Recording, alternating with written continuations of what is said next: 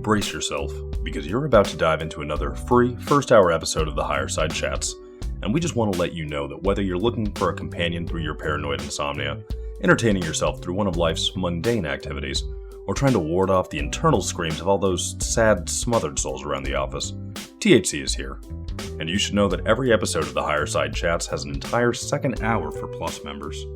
Sign up at thehighersidechatsplus.com and you'll get years of Plus show archives, lifetime forum access, a special invite to Greg Carlwood's monthly joint sessions, MP3s of THC music, bonus episodes, tour videos, and 10% off t-shirts, grinders, and whatever else ends up in the Higher Side store. It's $8 a month that you won't miss, so become a Plus member and treat yourself in these troubled times. Always action-packed and commercial-free, which means you'll unfortunately never hear my voice again.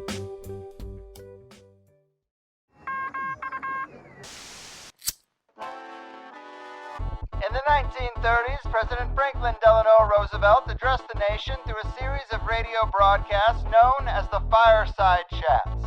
His aim was to reassure the common man that our society would recover from its troubled times. Well, we're far from 1930, and I deal with a different kind of fire. For a new era of worldly frustration, we offer a fresh conversation. I'm Greg Carlwood, and these are the Higher Side Chats.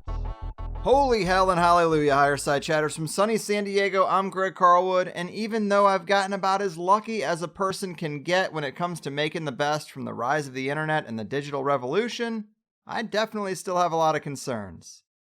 Obviously, technology, like any other tool, can be a double-edged sword, but it seems that lately the side facing society has been getting sharpened a little more than the other. Behaviorist think tanks and social engineers have crafted our phones to be psychologically addictive and manipulative. Social media has been thoroughly weaponized, we've been drained of our ability to communicate in person, and a swarm of unhealthy digital signals surrounds us 24/7. Yes, like a frog in a pot of water, the heat is turning up with the rise of increasingly sophisticated algorithms aimed at tightening the screws of control through the devices we have been so quick to adopt. What's also curious is that when we really get under the hood of this machine, we see a scary level of synergy between where we seem to be going and a strange transhumanist philosophy that jives with the esoteric principles of the elite secret religion. Might there be an esoteric or even spiritual context that most people will never realize? Could even autism be part of this digital dystopia? Well, after reading the works of today's guest, Wayne McRoy, I'm starting to think it might be possible.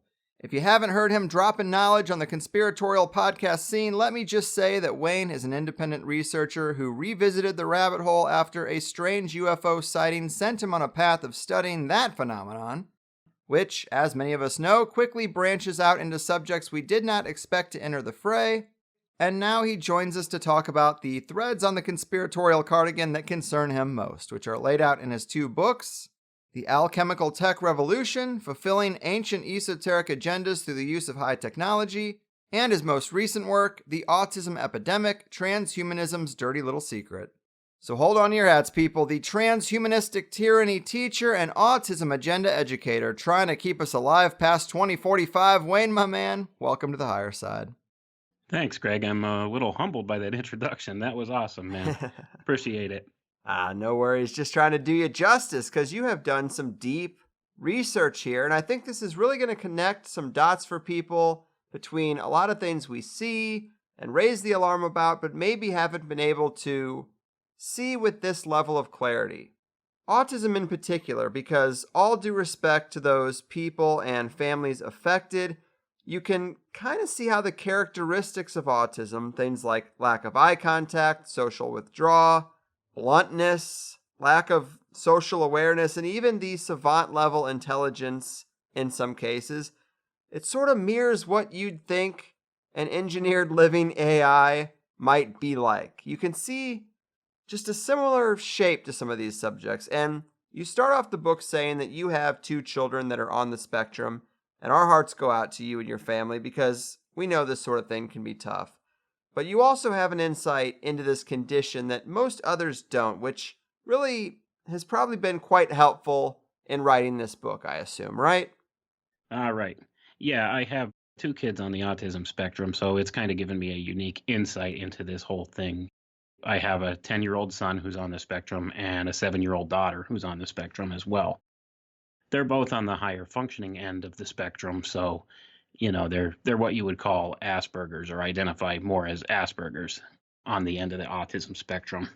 Now, how that works is Asperger's syndrome used to be diagnosed as a separate disorder from autism, but since they updated the DSM manual to the DSM-5, it's all categorized together under autism spectrum disorder.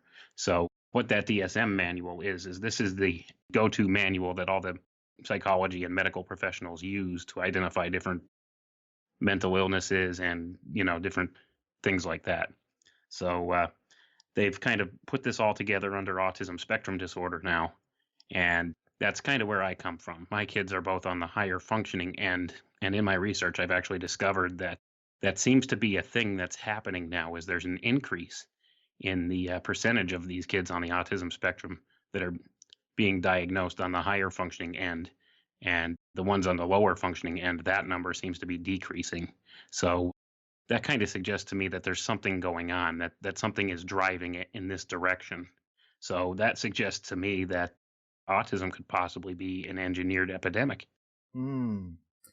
Yeah, so that's super interesting. And we're going to get into the nuance of seeing the data and these trends change, because it isn't the same condition that it used to be. But you do note that, like so many other parents, you saw the changes occur in at least one of your children right after vaccination. Can you tell us a little bit about that? Yeah, I could tell you about that.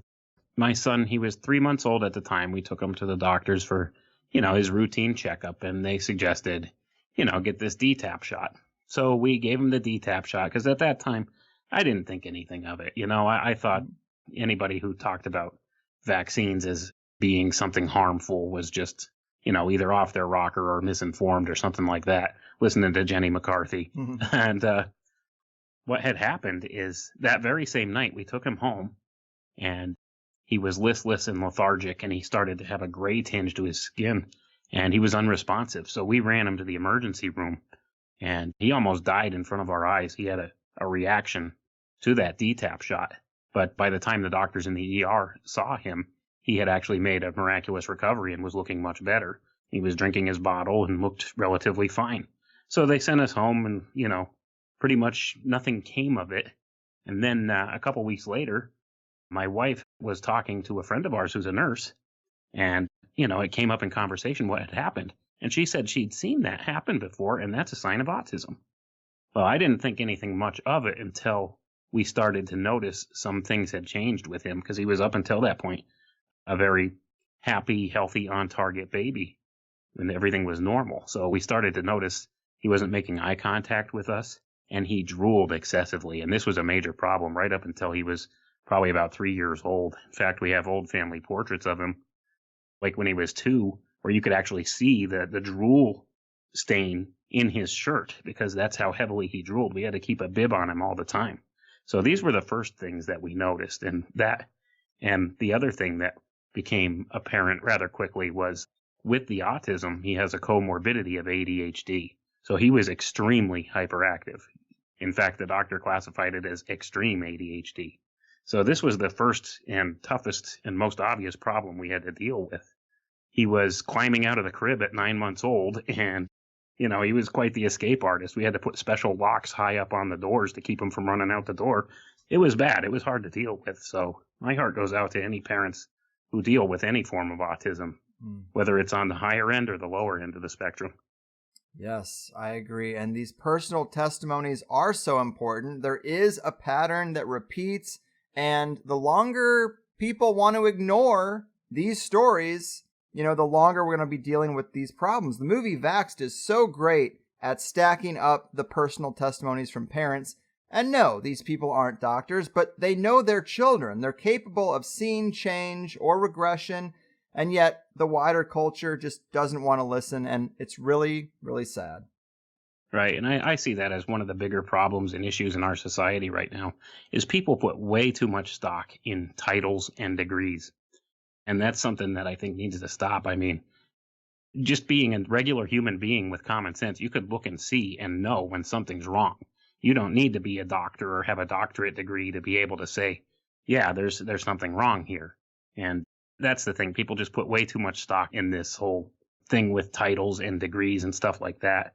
And that all ties back to, the Middle Ages, to that system where the noble people, they got their contract from the king that they could do business and stuff like that. That's where this degree system comes from, that he gives you permission that you could do business. And that's where that whole thing stems from, even right up into modern day. But now we, have these big universities that say you're qualified to do this. And if you don't have their backing behind it, then you're considered to be, not somebody to listen to. And I think in this day and age, with the internet and all of this knowledge and stuff, this knowledge base online everywhere, that doesn't necessarily have to be the case anymore. And I could see with the whole transhuman thing coming where this is going to change, because they're talking about being able to upload an education directly into your brain, like within seconds rather than years and years of study. So that's all going to change. That whole house of cards is going to fall sooner or later. But right now, there's just so much money and everything tied up in it that they still push this whole idea that you have to have this degree in order to talk about this and have your opinion heard. Amen, man. And to elaborate on the setup here and use a quote from your book, you say, "This autism epidemic is a vehicle for something more than just a desperate random set of symptoms. It is a blueprint for the destruction of the human will. The means of absolute control of the mind. There is an entire social engineering campaign associated with it too." And that is the heart of what we're going to talk about. But to get there, people could probably use a little history lesson on autism, or at least some of the context that you've gathered from your research. What else would you say to lay a good base here? All right. Well, we could go back and look at the origins of where autism comes from, and then we could discuss the social engineering campaign that goes with it. That'd probably be a good place to start. Perfect. So, autism, the first use of the word autism actually came in 1911 by I believe he was a Swiss doctor who came up with that term first, and he called it infantile autism, and he used it to describe a subset of symptoms in a schizophrenic patient. So this was the first use of the word autism, and that came in 1911. But it wasn't really its own individual diagnosis until 1943 with the work of Leo Kanner, when he identified autism as what it is and identified it as a unique disorder from schizophrenia. So that came about in 1943, but it really didn't become popularized as a diagnosis until sometime later, well into the 1960s, because up until that point, until the 1960s, it was basically categorized as schizophrenia because most doctors didn't recognize it as a condition. They just thought it was a subset of symptoms that related to schizophrenia, especially when they saw it in children. They kind of thought of it as a precursor condition for schizophrenia. So they didn't identify it as autism. So there's not a lot on the record for autism up until about the 1960s or so. So it's kind of hard to compare data from now till those times. But that's about where we could start the data tracking, is in the 1960s. And you could tell where the numbers go from there. They really start to escalate starting in the 1990s and right up into present day. And now it's an epidemic. I mean, let's make no mistake about it. It's an epidemic. So from there, we could look at what exactly it could be causing this. So I did a little digging in my research, and I made a little correlation going back to the late 1800s and early 1900s that kind of coincides with this rise in people identifying these symptoms and these symptoms coming about.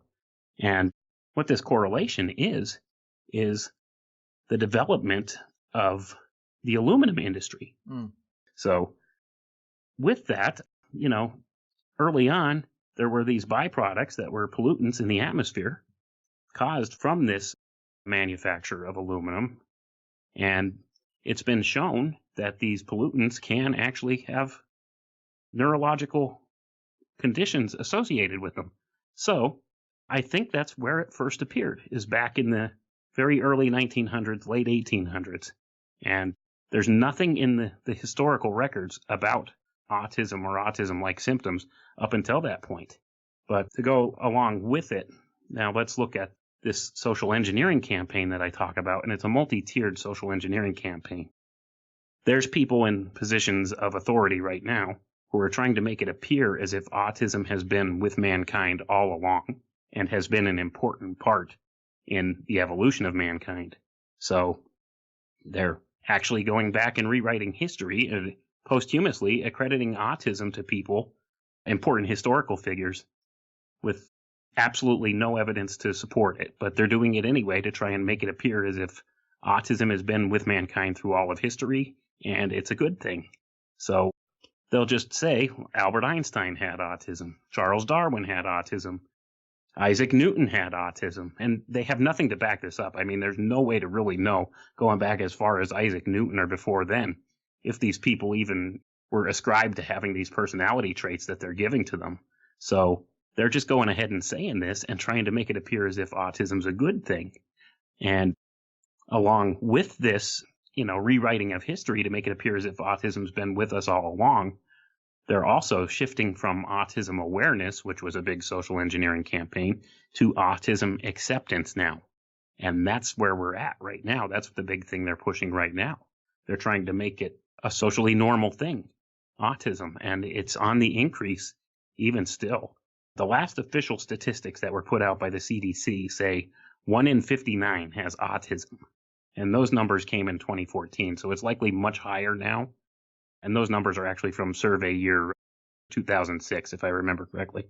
So 1 in 59 people with autism. That's just a staggering number. Right.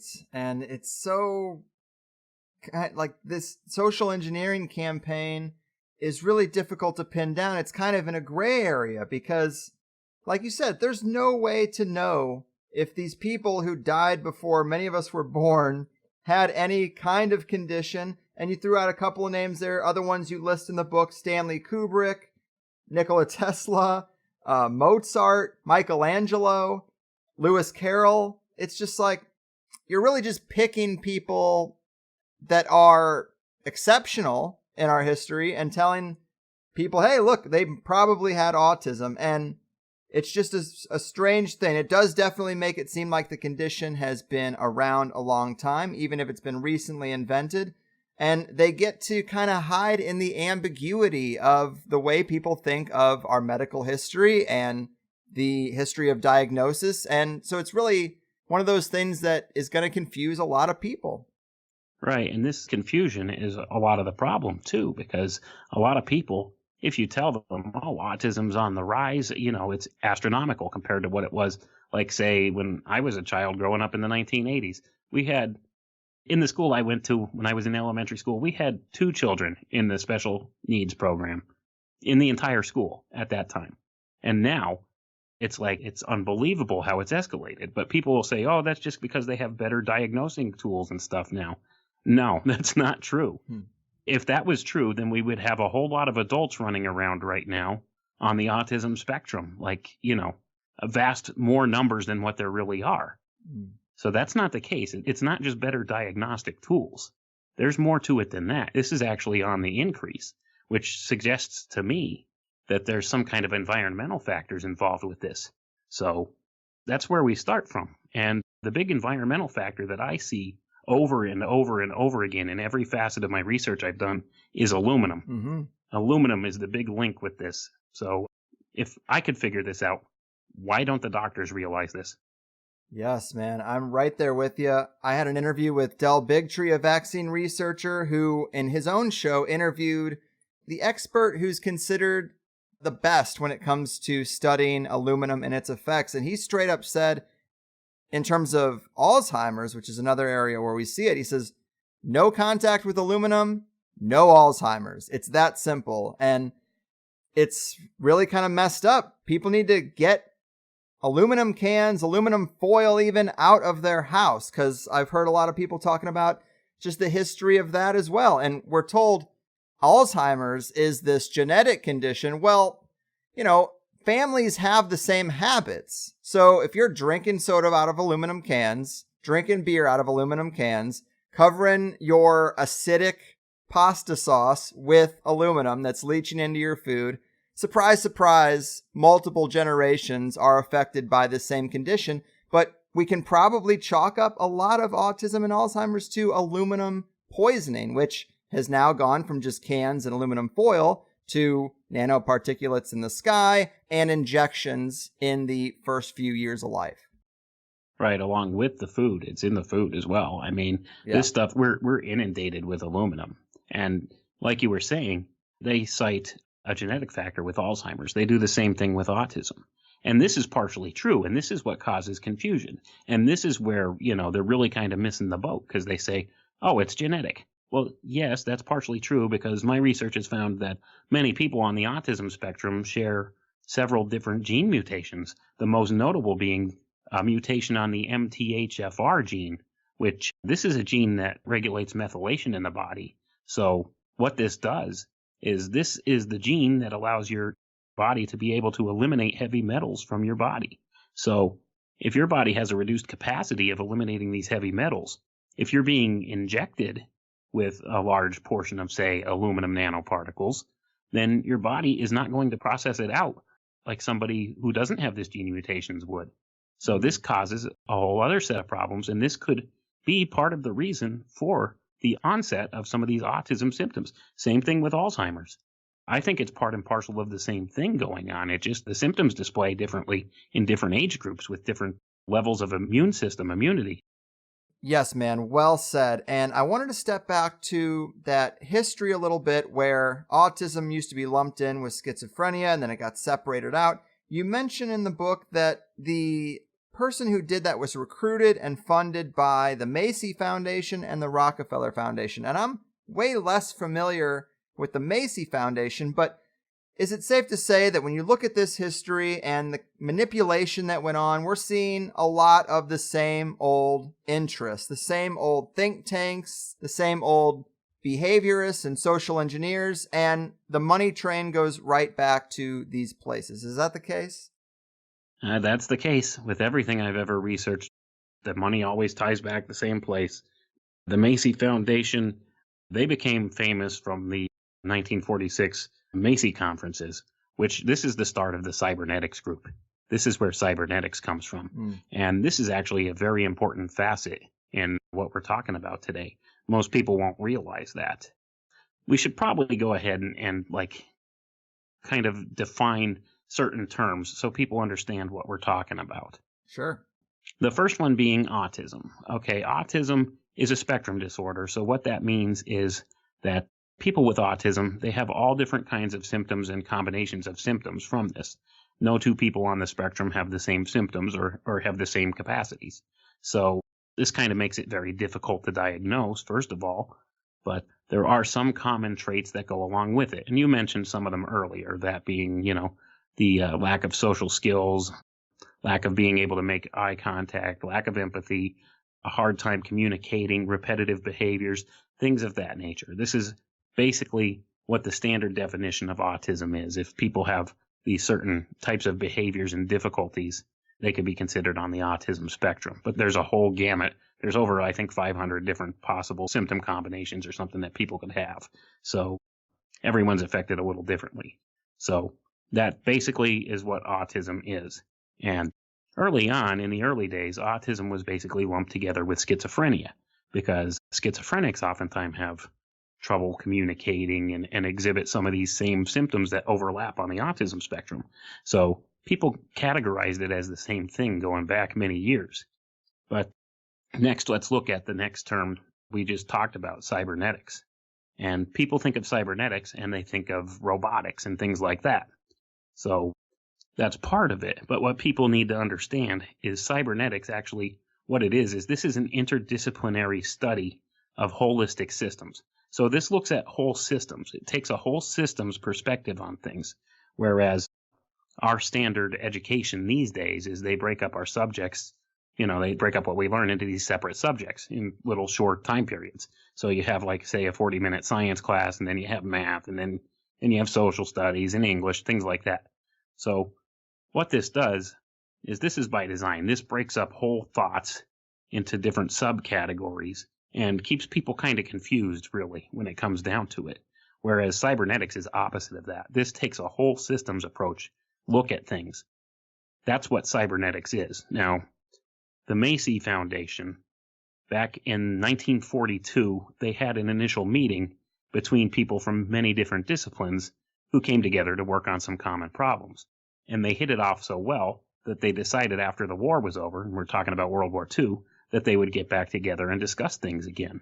Now, this is what happened. So the Macy Foundation funded this, and they had these conferences that came about starting in 1946, and they're known as the Macy Conferences. People could look this up and see. So what this is they formed this cybernetics group. So these people came together from their various disciplines that they studied under, and this was a continuation of operations research from World War II. Now, what this was like logistical strategies and stuff like that they used for wartime to figure out the best ways to place resources. So they looked at things from a whole systems perspective at that too. So these people came together from these many varied disciplines, some of them being things like anthropology and, computer science, things like that.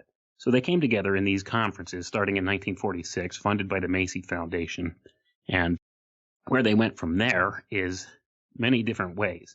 The most notable thing that came out of these Macy conferences was the start of the development of artificial intelligence. And we're going to look at that little sidetrack here later. But for right now, we're going to turn back towards autism.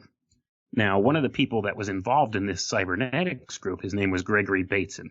And this is where the groundwork was started for the study of what causes these different symptoms in schizophrenia and autism, because at that point they were studying it under the category of schizophrenia. So he tried to come up with a theory of what causes schizophrenia. So he had a couple different ideas, and they went ahead and did a bunch of studies on people with schizophrenia and children that they considered to have schizophrenia, which actually their symptoms sound more like autism. But they studied these people, and Gregory Bateson came up with a theory that he called double bind. And what this this theory was that these children had these symptoms because of the way their mothers treated them. This never really panned out, though, in their research.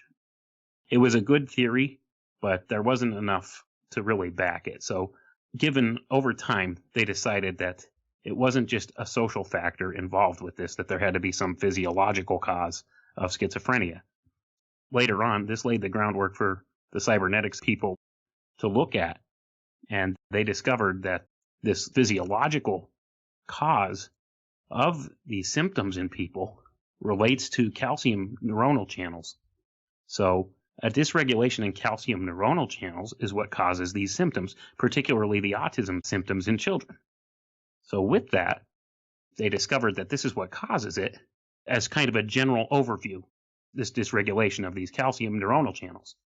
So they started doing some experiments to see could they reproduce these effects in a lab. And lo and behold, they could reproduce them in a lab. So that also shows me that they were on track early on to find a way to try to reverse these things. Mm-hmm. Mm-hmm. That's very interesting history. And you mentioned autism as a spectrum disorder, which we know, but it's also very unusual because usually these things are a you have it or you don't type of diagnosis. And you've also mentioned this wide range of variation. Does this suggest some sort of field testing to you? Because if they had reproduced some of this in the lab, you would think it would be on the decline, not the rise. And you also mentioned differences in certain effects and trends and data. And I assume this is kind of the point in which we see things start to go a pretty dark direction. Right, and that's kind of the viewpoint I'm coming from with this. I don't have any direct evidence to say that somebody is purposely trying to engineer this in a certain direction, but there's a lot of circumstantial evidence that points to that. One thing in particular that I nearly fell out of my chair when I read the first time was a paper that talked about what they termed autism without intellectual impairment. And that's the term that they're using. That's what they're looking for. They're trying to engineer that. So that's very suggestive in and of itself. I couldn't believe it when I read that. And this is what they seem to be working towards. Now, my opinion is they've been experimenting with different substances to see what they could do to cause some of these effects and try to not cause the more severe symptoms of what you would consider of the lower end of the autism spectrum and more towards the higher end, because I saw one study that suggests that up to 60% of all people on the autism spectrum have some sort of savant skills. So that's a very telling thing in and of itself, too. So if they're trying to engineer like these higher functioning forms of autism, these Asperger's type symptoms with the savant skills, that says something. And this has a direct tie to artificial intelligence, and people don't realize it. A lot of the same people that were at the ground floor for the research into this Bateson project and the different things that stemmed from it were also involved with artificial intelligence development. And what they found is that autism intelligence and artificial intelligence, they're kind of based on the same thing. They use a model called the VPR model of general intelligence. And what this is the verbal, perceptual, and image rotational model. And this is primarily like a form of visual intelligence or spatial intelligence. And people on the autism spectrum have a higher spatial intelligence than neurotypical people.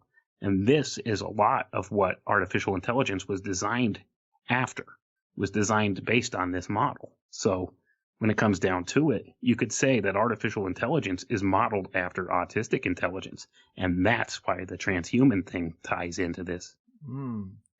Interesting. Yes, with transhumanism, a lot of times it seems like we're talking about two different things. Because on one hand, it seems to be the elite's pipe dream of immortal life, to download their consciousness into some machine vessel, which is not how I think consciousness works. I think it's kind of a stupid thing to try to do, to be honest. But I can understand the desperation to live forever. And then the other thing is what they have prepared for us, which is to make us these mechanical drone type people. So, just that transhumanist term seems to represent several different things, wouldn't you say? Oh, it definitely does. I mean, it's got a broad range of meaning to different people. But basically what they're looking to do is they want to merge the minds of men with machines and transfer it into a cloud consciousness of sorts.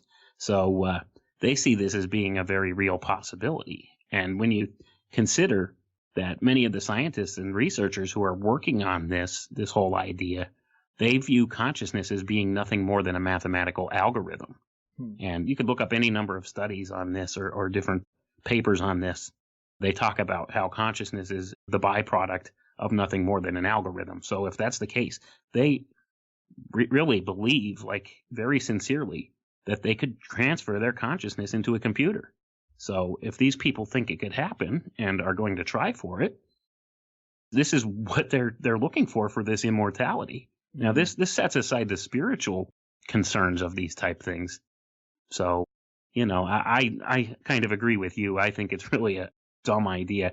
There's definitely, from my viewpoint, a spirit realm around us that needs to be considered in these things. So, where do they go with it? And that's what we're looking at. But primarily the transhuman movement right now, they want to be able to merge their minds with machines and live forever.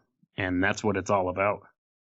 Yeah, and sometimes we think about the merging of the mind with the machine as a literal thing, and to some, like Ray Kurzweil, it really is.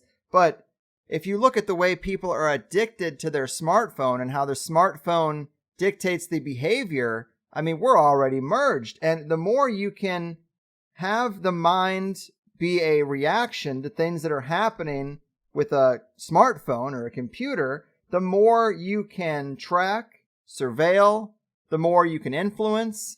And we're seeing it all the time, that people are just staring at these screens and their day-to-day interactions or their day-to-day decision-making is reactionary based on what a screen shows them. And so it is quite scary. And maybe to say merge is like, I mean, we are already there. It doesn't have to mean that you're literally putting your head inside a computer. It's more about influence and just complete, detailed, minute control to the individual level. And we're kind of there. Right. And I tend to agree with you in that facet. It's just one step of the Overton window away from uploading your consciousness into a machine. Mm-hmm. That's what their end game is. That's what their goal is. They want to be able to merge all the minds of men together online into, this kind of collective consciousness of sorts. It's like the Borg mentality. It's not a good thing, but we are partway there. And some of these futurists and stuff will argue that we're already cyborgs because of, our interaction with the phones. That the only thing is its connection speed is what's the only major difference right now. So once they have your mind directly linked to the internet, there you go. I mean, then it's, data transfer at the speed of thought. Right now it's an input-output game. That's what they say. It's all about input-output speed. That's the only major thing that they're working on. We're at quite a scary place in the timeline, but, I had mentioned in the intro that this seems to be an ancient, esoteric, or spiritual agenda at its core. You mentioned that just a moment ago as well. Help us flesh out that connection for people who maybe don't see it yet. How does this harken back to ancient and spiritual philosophies? All right. Well, basically, in my first book, The Alchemical Tech Revolution, I outlined 7 basic Hermetic principles, which most of our sciences are based upon, and people don't realize that. Our modern sciences are all based out of these ideas, these alchemical ideas. And the thing is our technology we have now, a lot of it has been twisted. It's a twisting and inversion of natural law, the way these things operate. So this is a complete inversion of how these technologies can work and should work to kind of coincide with nature. Whereas they're using these technologies to replace nature with something completely artificial. And that's where we're coming from. A lot of these ideas stem back from the ancient mystery schools, from the old natural laws and, different alchemical sciences. These things have been brought forward into the modern era, and they've kind of been perverted into something that they really shouldn't be, but that's what the people in control are pushing. And a lot of this stuff, it's all about producing an artificial system that's completely controllable by those few at the top of the power pyramid. That's what they're looking for, a total panopticon control grid. So in order to do that, they can't control nature. So what they plan to do is replace nature with something totally artificial. And that's where this whole transhumanism tie comes in. It's not just going to be man merging with machine. They're merging everything, all of nature, with machines. And this could be seen going on around us, from the chemtrail spraying to the way that they're modifying foods genetically, all the way down the line. This is the ultimate plan. Everything's going to be tied into the Internet of Things. This is what it's all about. Mm-hmm. Yeah, it's this weird techno terraforming, and I've had some guests suggest that they're preparing the environment for something else to come in, and that could mean something completely on the outside of our system, or it could mean that people who don't go with the program and don't alter themselves sufficiently enough, they might suffer, because this environment they're crafting is not suitable for biological life. It's suitable for the techno life they're looking to create. So if you don't go with the program, you get damaged the most, and then they can basically, through that process, remake man in their warped image. Right, that's a good description of it. It's a 2-phase plan, actually, what they're actually trying to pull off. The primary purpose of the plan is transhumanism, the merging of man with machines to become God, essentially. That's what they want. These people at the top of the power structure, they want to become God, and they want to be able to have control of everything. Along with that, the secondary purpose behind this whole campaign is basically to cull the population. It's a population control thing. It's amazing how all this stuff ties together, like all these different rabbit holes that I've gone down. It all ties together into one overarching thing. And this is the transhumanist movement.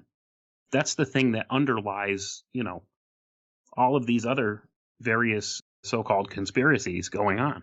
It's all about transhumanism. When it comes down to it, at the end of the day, it's all about transhumanism. And that's the direction our society is being steered. Right. And also, I want to ask you this. So when it comes to the theories of autism that are in the literature, you talk about 2, the extreme male brain theory and the Neanderthal theory. What's important to know about these? How do they relate? Okay. Basically, they relate in a lot of different ways, actually, because it's kind of been shown that they believe Neanderthals had higher testosterone levels than, modern humans. So when you look at that tie compared to the extreme male brain tie, this kind of would show to be so. And there's also been some testing done, different studies that show that if a woman has high fetal testosterone levels when she's carrying the baby has a higher chance of developing autism. And there's been different genes identified, which they relate back to early modern man interbreeding with Neanderthals. And they think this relates to autism, and it has to do a lot with spatial intelligence, this kind of thing, which relates back to this whole VPR model of intelligence again, that they use to develop artificial intelligence. And another interesting correlation with that is, I think it was a year or two ago, there were some mainstream stories coming across the news that they were talking about growing Neanderthal brains in a lab to make robots with. Did you see that? No, I didn't see that, but that is quite wild. Yeah, it's people could look it up. It was I think it was about a year and a half ago. They had multiple ones of these articles out where they were talking about engineering Neanderthal brain cells in a lab to use to power crab-like robots. So that's an interesting thing right there. I mean, it doesn't get much more transhuman than that, than engineering, like, say, a Neanderthal brain to control a robot. So, I mean, that's just an interesting crossover link with this stuff. But basically, I kind of see how this whole Neanderthal theory of autism could tie together with this extreme male brain theory of autism. And what this is this extreme male brain theory of autism. This claims that people on the autism spectrum have a more masculine type brain than neurotypical people. And this relates to things like organization and skills like that. Whereas they consider more feminine traits to be being able to socially interact, social interaction skills and stuff like that, they consider to be a more feminine trait. Whereas things like organizing and, keeping order and mechanical things like that, that tends to be a more masculine trait. So they see this by and large with a lot of people on the autism spectrum, females as well as males. So that is a plausible theory, and there is some evidence to back it up for what autism could relate to. Right. It is so interesting. And you also draw links in the book between autism and gender dysphoria. Gender dysphoria and transgenderism is definitely wrapped up in transhumanism, and it starts to get a bit thorny in this area. But to quote the book again, you write, "Recently, the Tavistock Center was forced to admit a high prevalence of autistic clients at its clinic for transgender children. Nearly 1/3 of all the children being treated at the clinic had some form of autism. Does this indicate that the Tavistock Center was taking advantage of youths with clear mental health challenges who are experiencing some confusion that the chaos of day-to-day life can bring to people on the spectrum? Or is there a legitimate link between autism and transgenderism?" And that surprised me, but it's so true that it might be hard to form a conclusion around that because you just don't know which came first, the association or these think tanks trying to force the association. But just that term, transgender children, I don't know. It's a big thorny soup. But what are your thoughts on that connection and what happened in this situation with the Tavistock Center? Well, basically, nothing really came about with the Tavistock Center about this. It was shown that a large percentage of these children being treated at this Tavistock Center were on the autism spectrum, and they hadn't initially reported that. So that's a cause for concern in and of itself. But there's a definite link here between autism and transgenderism. And I think a lot of it has to do with the same thing going on. They're tinkering with our brain chemistry when it comes down to it. So with that being said, I mean, it's not out of the realm of possibility that people on the autism spectrum have a higher prevalence of transgenderism. It's definitely something that's been looked at in several different research studies, and there have been some correlations drawn to it. But it's one of those gray areas, once again, Greg, where, it's hard to say, is there really something more to it or not? But I think this has a direct correlation to this whole extreme male brain theory of autism, though, too. Mm-hmm. So from there, I mean, you could look at, There's another agenda going on concurrently with the autism agenda, and this is the transgender agenda. And this relates to something called postgenderism. So if you want to touch on that, we could go ahead and touch on that. Sure, let's talk about it. Okay, postgenderism. Basically, what this is a plan to end gender differences, to end gender, binary gender. And they're working towards this right now. And, this could be considered to be synonymous with transhumanism because they see technology as the tool that they could use to bring this about. So they want to end gender and make gender kind of a spectrum thing where people could be whatever they want. And this, once again, correlates to the whole transhuman notion of being able to upload your consciousness into a computer. And that way you could exist in whatever kind of vessel you want. So it's kind of an anything goes mentality. They want to end gender altogether. Well, it's kind of one of those things that you do need to get back into those ancient esoteric worldviews or spiritual models for what our reality even is. But you don't have to go too far down the occult rabbit hole to start finding this idea that we live in a world of duality on this plane, and the elite occultists want to collapse that into one. It's the template we saw on 9/11. The two towers are collapsed, and then they raise one single tower. Maybe this is the attempted union of the spiritual and the physical realms, but the argument that's being made is that seemingly this template is also being applied to gender and sexuality. Right, that's a perfect description of it, and that's the whole thing. And this is kind of a perversion of the ancient alchemical roots of this whole idea. They're trying to, like I said, end gender, and they're doing it in an artificial way, whereas a lot of the ancient, I believe it's the Buddhist traditions and things like that, kind of lean towards trying to remove gender as a thing that motivates people.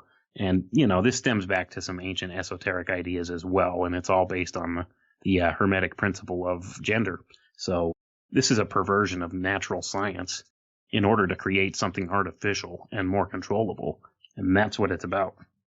And while we're kind of talking about the spiritual side of things, you actually have a question that you put boldly in your book, and you say, what spirit dwells in the temple of transhumanism? And I'm curious, what spirit do you think is dwelling in that temple of transhumanism? Well, I don't think it's going to be the spirit of a human per se. That's the whole thing. I mean, you have to wonder, even if people succeed in being able to transfer their consciousness online and into a computer, is that really going to be them per se? Or is that just going to be an artificial replication of them? Does their spirit move on? That's the good question. Right. These are all questions that we just don't have the context for because we don't even really understand our environment the way they used to. Right. And that's the whole thing. A lot of this stems down to what is consciousness? And that's the question that has troubled mankind from time immemorial. And I believe the ancient alchemical sciences and natural sciences had a better understanding of what consciousness is than our modern science does. And our modern science is trying to create an artificial type of consciousness.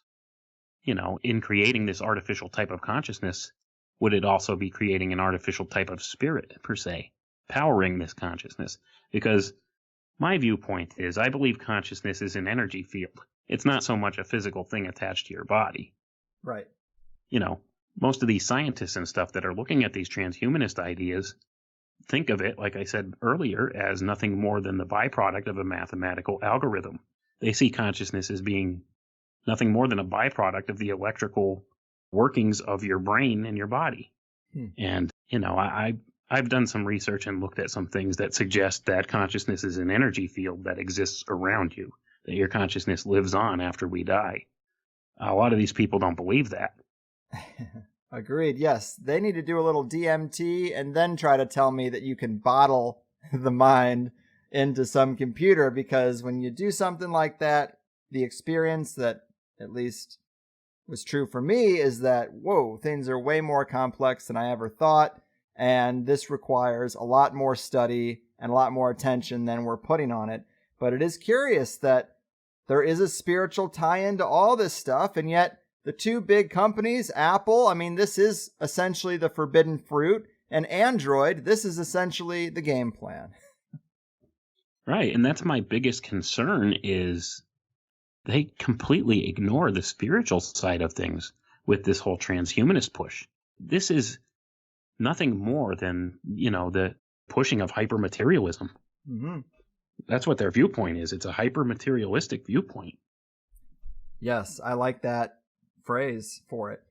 And so I do know people whose children are suffering from autism, but they aren't conspiratorial thinkers. And I would never broach this sort of stuff with them.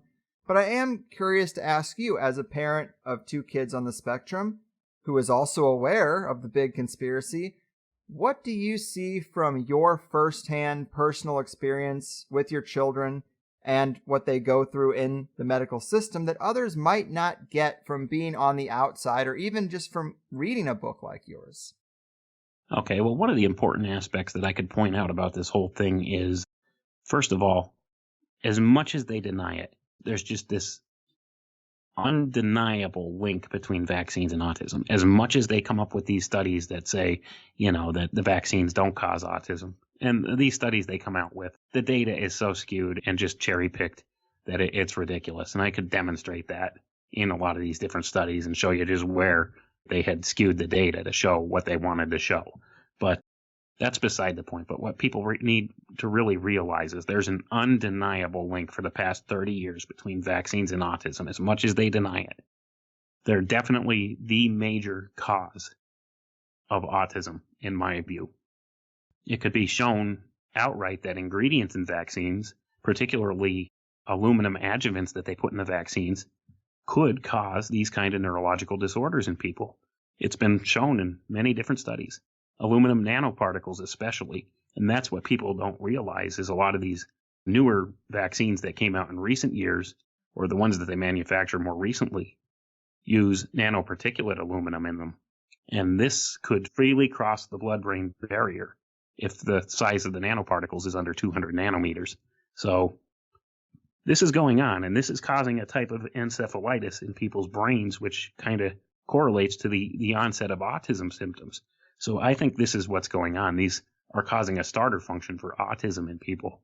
And it's a synergistic thing because, like I had stated earlier, there's aluminum in everything. It's in the air, it's in our food, it's in the water.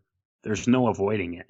Right. And it's so prevalent that you'd think it was consciously placed there. Otherwise, it just seems like way too much. But even beyond the contraction or the diagnosis of autism and the delivery method of it, do you see other things in the lives of your children? Because it's got to be plagued with constant doctor visits, constant drugs, constant monitoring. Are you seeing things in that part of the process from, your son's diagnosis at 3 to his current age of 10? What in there has you skeptical? Is that where you started to get the wheels turning about things like field testing or researching different data and trends amongst different groups? Yeah, it's definitely played a factor in how my research has gone down. We've been through the gamut with my son in particular, with a lot of different things. He had such severe ADHD that it was very taxing on us, and we couldn't find a doctor that would help us because basically at that time, even though they claim they could diagnose autism as early as 18 months of age, most of the people on the autism spectrum don't get diagnosed until they start school. And that's one of the things we tried to reach out and get help for him when he was young, and they told us come back when he starts kindergarten. We could not get help. And that's a struggle a lot of people who have children with autism deal with. They know early on that there's something wrong, but they can't find anybody that'll help them in the medical field, or they can't find resources to help them. And it's frustrating and it's hard, and it really, it wears on you as a parent. Also, there's a lot of different things that people don't realize that happen along with autism. Most kids on the autism spectrum also have a different kind of gastrointestinal disorders and things along with it as well. Mm-hmm. And this is where Andrew Wakefield's work came in, because that's what he was looking at, was the gastrointestinal end of it. And they ostracized the poor guy for coming to the conclusion that, hey, there's some kind of a link here. And a lot of it does have to do with gut health. So there are some supplements and stuff that have helped my son. I would recommend people, if you have a child on the autism spectrum, it doesn't hurt to try things like omega-3s. It doesn't hurt to try something like a methylfolate of some sort. CBD oil has a lot of potential with the use with kids with autism. There's many different things out there, and there's a lot more help now than there was at the time that we were trying to get him diagnosed and get him help.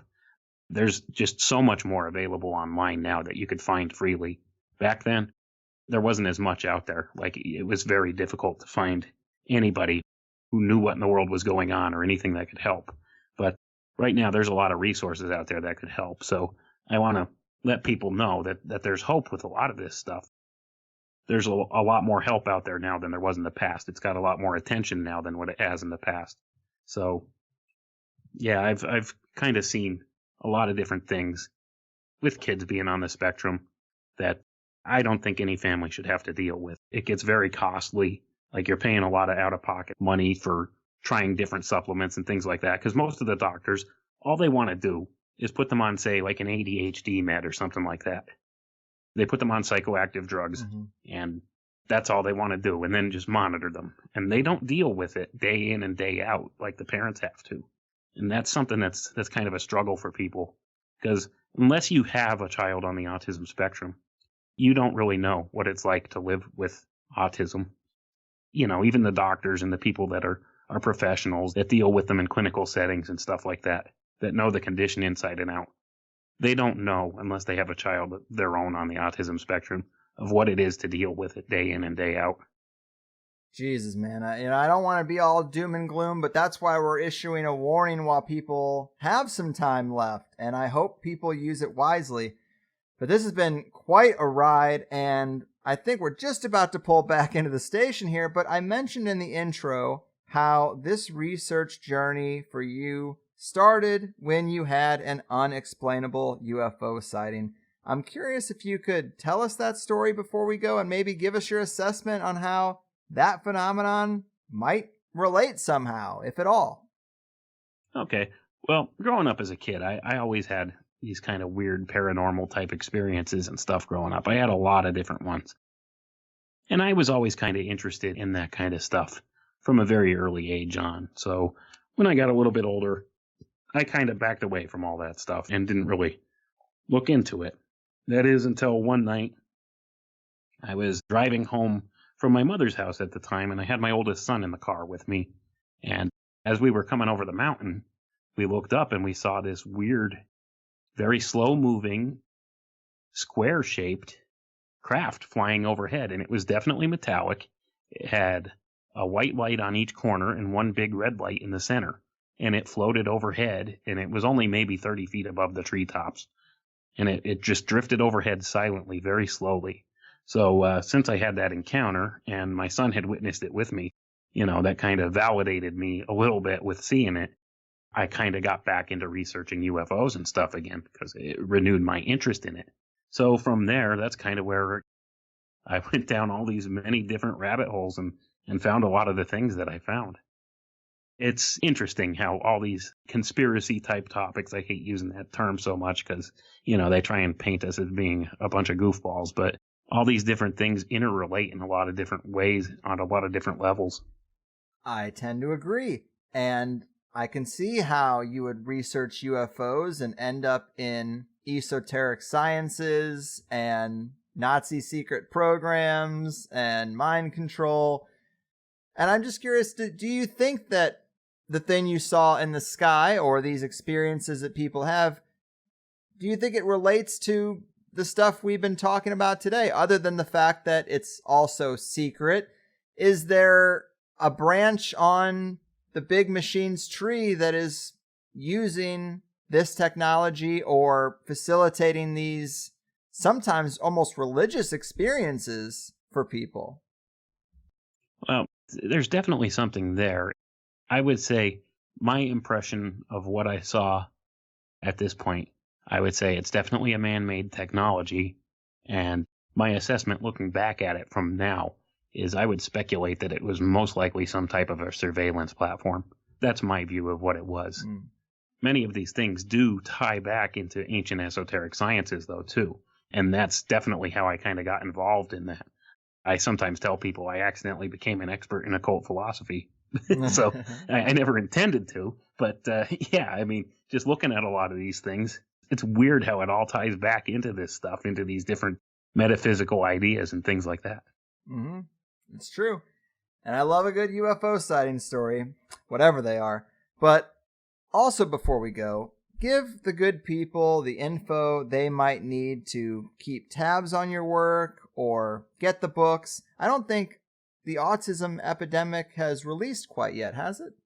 Yeah, it released in the middle of April. It's available now on Amazon. It should be available anytime now in the other book retailers. It usually takes a couple weeks before it hits them, but that's available now. My other book, The Alchemical Tech Revolution, is available anywhere you could buy books. I could be found on Facebook, on my Facebook page called Files from the Conspiratorium, or if anybody wants to contact me directly, I could be reached at alchemicaltechrevolution@gmail.com. Those are basically the only platforms I really have that I work from. So it's a catch-22 to have to deal with these platforms to promote your work, and then also in the work advise people to avoid these platforms. I get it. It's the struggle every day. Well, my view on it is I'm going to use these tools until they make them no longer viable for my use. So it's, I'm kind of using their system against them, and that's how I view it. Cheers. Right on. Well, I'm sure I speak for most of the listeners when I say that it can't be easy to have these things affecting your family so strongly, and we hope for the best when it comes to your children and the lives ahead of them. Thanks for doing all the work that you have done and for sharing it with us today. Well, thanks for having me on, Greg. I really appreciate it. You got it. And take care out there. Blessed be the fruit, Higher Side Chatters. How we feeling? I hope we like today's show. I know it's a thorny one at times, but I also think these topics are worthy of a conversation. I could see how some people could feel that a few things here might be offensive or insensitive, and that is why I think the context of Wayne's personal life and the background with his children is crucial to getting into this material properly. I know it makes me way more comfortable. We can actually have empathy for people that are affected by something and investigate the likelihood that that something is organized and intentional, especially if it's trending at a very alarming rate. A lot of dark agendas can hide behind the uncomfortability of having the conversation, so we definitely never want that. So big thanks to Wayne for putting himself out there and doing the research that makes a case based on data and personal experience rather than hyperbole and rhetoric. Not always an easy thing to find in 2019. I do respect both of his books a lot, and it's always nice when we can cover more than one thing in a conversation, especially when they do sync up together so well. And isn't it just a bit too weird how a lot of these threads seem related? It's like a movie where you can see how several storylines are going to tie together way before they actually do. And it's definitely a big concern. Autism, vaccines, 5G, glyphosate, AI, transhumanistic themes, social media. It's a lot. And I do want this show to be about more than this single narrative and having every road lead to transhumanism. But it's getting harder to find roads in the conspiracy culture that don't lead there. Especially if you're not a flat earther or a QAnon advocate. But I do think in the back of our minds, a lot of us see this technocratic digital culture as a sort of runaway train. And we see it moving so fast, and we aren't even getting time to process it fully. And it's already consuming so much. So much of our time, our habits, our attention, our purchases, our social interactions. How could you not at least be on guard? Obviously, it's not all bad. I should be Exhibit A for that. I'm not trying to boast, but I also don't want to sound like some kind of hypocrite. But surprise, surprise, a lot of things in life aren't just good or bad. Some things, especially something so big, is going to be a lot more complex than those two categories. But maybe we need to forge and maintain connections that are more direct rather than facilitated by some third-party platform like Facebook or YouTube or even Patreon. Every one of those platforms launches, explodes, then gets greedy and wants to be as broadly accepted as possible, so they start policing their platforms. Seems counterintuitive to me, but I guess largely for the sake of advertisers and on behalf of Big Brother. And it's no different from building entire shows around the ad breaks. Entertainment, I guess, has always just been a catalyst, a vehicle, to get your attention on something that you wouldn't pay attention to otherwise. And a good show is defined by how many pills and Ford trucks they sell during the commercial break. And our modern era is just another more sophisticated phase of that. But as far as THC, yeah, we did have another old show removed from YouTube since we last spoke. This is 4 in the last 30 days. I'm not worried about it, but you should know that it happened. And I'm going to post shows on YouTube as long as I can as a funnel to get people to know about the podcast and then hopefully start getting it directly through an RSS feed or the site itself, or better yet, sign up for Plus. But the shows being on YouTube are really just me casting out another line into the digital sea while I still can. I'm sure we'll eventually get some people to put big money into building platforms that straight up commit to free speech from day one. They just have to be as functional as the Big Five, and then we'll be over the hump. But that said, I hope you liked today's show. Tomorrow, the 20th, is our next joint session, 7 p.m. Pacific time. I'll post the link everywhere I can, but hopefully some of you will have the time to sit down, drink a little drink, smoke a little smoke, and take the THC stage with your own interesting theories or stories or experiences or whatever. Always free for anyone to tune in live or call in, and then it's archived for Plus members. Also, the new website is almost here. The Plus website will be going away, of course, because we are transitioning to a combination of one website, and that is just going to have to be the highersidechats.com because it would be weird the other way. But stay tuned for that and how it's all going to work, hopefully completely seamless for you. Of course, if you liked the first hour today, consider signing up to hear the second hour of the show and every show. We've actually had a huge surge in new signups since we had David Icke on. Welcome to all those people. It is so much appreciated. I had a really stress-free week. Quite enjoyable to see those numbers going up, so welcome to the club. I hope you stay around for a while. In today's show with Wayne, it did actually jive quite well with a lot of the topics we talked about with David, but we discussed in the Plus show here how Wayne sees the medicines and doctor visits in his children's lives actually advancing towards the transhumanistic goal. We talked about field testing this desire to increase savant qualities and decrease the less desirable aspects of the condition of autism.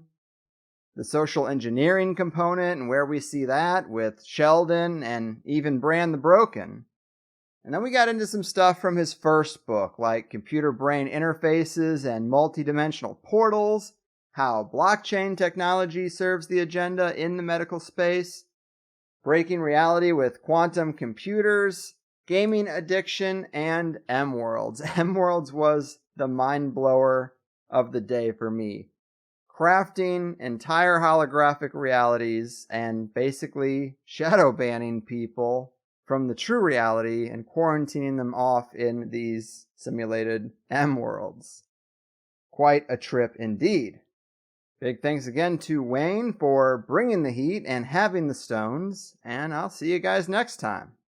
Your move, cybernetics, psychopaths, transhumanistic technocrats, and engineers of the autism epidemic. Your fucking move. This is important, hear what I said. I'm trying to tell you, it's not paranoia, not in my head. It's just the hard truth. Knocked on your door while I still can to ask you a question, 'cause I know your head is still in the sand. Don't be sheep to your slaughter for the rest of your life. Oppressed, but you're getting woke. You say you don't want to be stressed until the day you die. Tough luck, my friend. Did you get the memo? Can't you see that we're so screwed? Don't you know we're our kung food? Can't you just admit we're screwed? I'm gonna tell you this anyway. It's a scary dark world, scarier every day. Scary dark world, no matter what you say. Scary dark world, don't think we'll be okay. Can't you see that we're so screwed?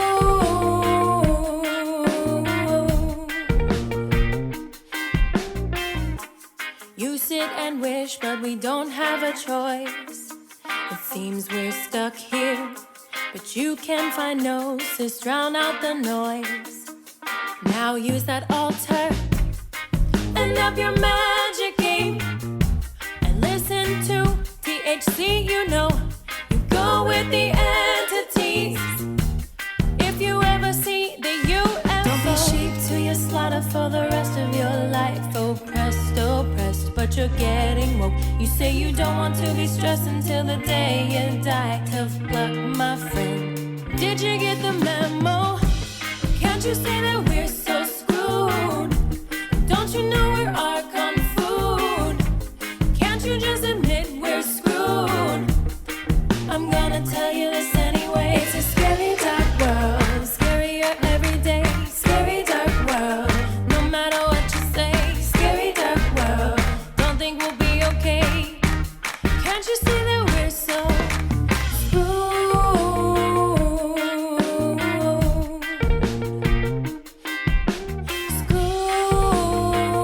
screwed, yeah.